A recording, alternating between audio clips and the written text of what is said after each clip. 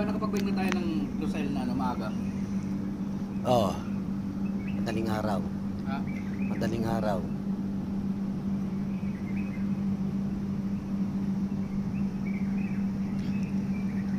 Yan na. Uy! Oh! Yung kape. Nandito kami ngayon sa McDo. Nag-coffee lang kami. Dumayo kami ng coffee. Ayan. Paano masasabi talaga na na-terminate ka? Pakape-kape ka na lang. Dito yan.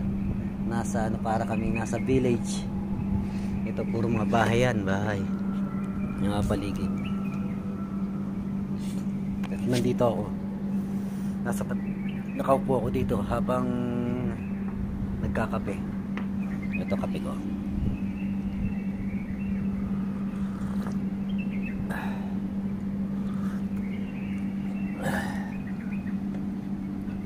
Ito muffins. Sarap. Ano ngayon, bali alas 4 na madaling araw. Umalis kami ng alas 3. Wala pa. Nga pa alas 3. Ang layo siguro nito.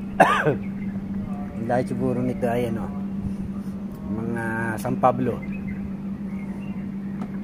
Dyan sa atin hanggang San Pablo. Yun o, mahabang building. Nagdidilig sila ngayon dito sa bike lane, kaya medyo madulas. Ito bakanting-bakante. Yung kabilang yan ay yan tinatawag nilang mahabang building.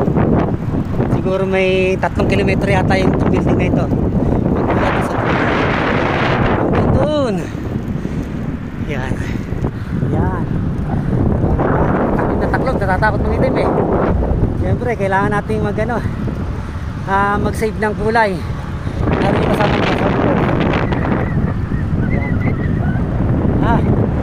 nakakapagod. Ganito ngayon ang ganitong buhay ko ngayon dahil terminate ako. Nagpapag-bike lang ako ngayon. Kailangan natin kailangan natin exercise, hindi puro yung isang araw nag-walk-in ako sa mga shop dito, mga company, para baka sakali matanggap. Ayun ang mga bus terminal. Dami. Marami yung bus na yan. Kung napapansin nyo, wala masyadong mga nagbabike kasi napakaaga pa kami kanina pang alas 3 kami umalis ng mga accommodation. Nagkape lang. Dumayo lang ng kape. Ito trip kasi nakasama ko na magkape sa McDo. Ayaw yung magkape sa bahay. Yung haba ng building na yan Yung minsan dito may mga naglalaro, may nagpipiknik dyan. Yan, diyan kumakain sa nagdadala sila ng tent. Yan, pwede dito, walang problema. Allowed na allowed dito.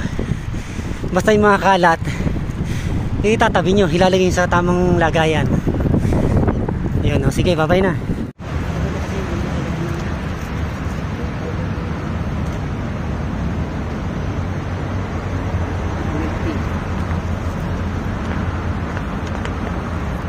Milk tea.